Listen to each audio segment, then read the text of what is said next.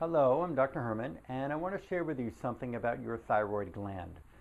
We've got to understand when it comes to a proper laboratory blood chemistry study with your thyroid, there are certain markers to look at in a comprehensive thyroid analysis. One of them is your TSH, and you're probably familiar with that because your TSH is the most commonly studied hormone when it comes to is a person's thyroid working normal or not. But quite honestly, that's not a complete blood test analysis. You've got to understand that you have other hormones that are included with that thyroid function. And it's commonly overlooked when patients come in here for an evaluation of the thyroid and they tell me, well, I've been to a few endocrinologists and this is all that they look for. Your TSH is a hormone that your pituitary gland in your brain scans your whole body and it's looking for, do I have enough thyroid 4 hormone, also known as total T4, and it scans the body and it looks for thyroid 3 hormone or total T3. When the pituitary gland is scanning the body and it notices that T4 is too low, it's going to produce more TSH, thyroid stimulating hormone, to stimulate that thyroid to produce its number one production called T4. In order for T4 to work in the body and to become active, T4 has to go through your liver and go through your intestines. So what's commonly overlooked with patients when they go to their general physician or their endocrinologist is the doctors are not looking at the TSH along with the total T4, along with the total T3, and then something else that's important called the reverse T3 or RT3. RT3 helps us understand, is there a conversion problem going on? Why is this so important?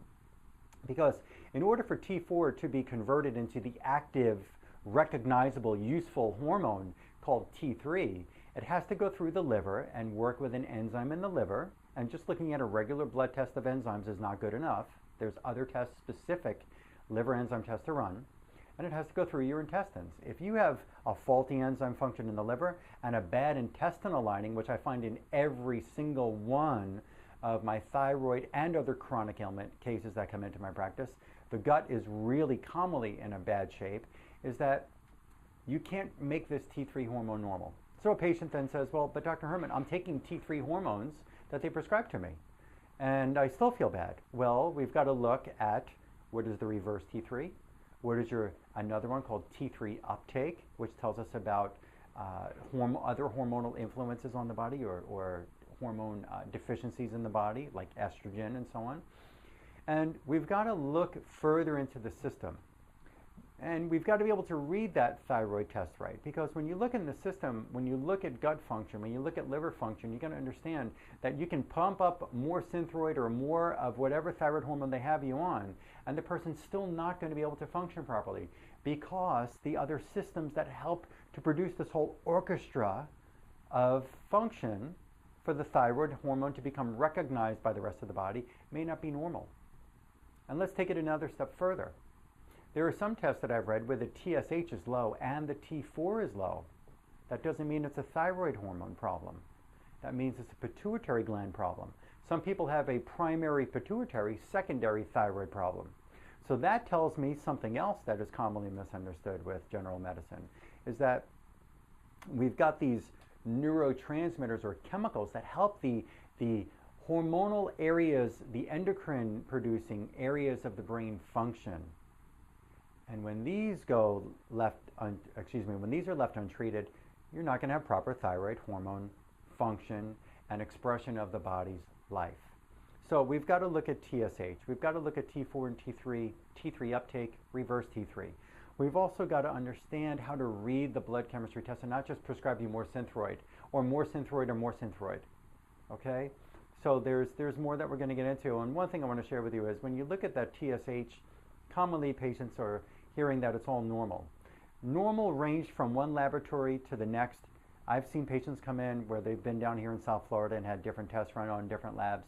0.30 is the low, 4.0 is the high. Another lab said 0.35 is the low, 4.5 is the high. Another lab said 0.5 is the low, and 5.0 is the high. Another lab said 0.27 was the low, and 3.8 was the high. Another lab said 0.20 was the low, and 5.0 was the high. Which one was right? Which one was right? And when that patient who doesn't even read their blood test is going to these labs and different doctors are telling them all different things and the labs are all saying different things, is you got to understand those labs are not following one credible line of information to be able to say what is the right TSH level. So we look at one group out of the 4 groups that are saying that they have the right answer, one group, and we use a very tight margin for this TSH, and that's 1.8 to 3.0. Within that range, if you're falling a little bit or below or above that range, then we've got to look at some other numbers and be able to see what is really going on. Okay? So I'd love to help you. I can help you. I do get sick people well when all else has failed.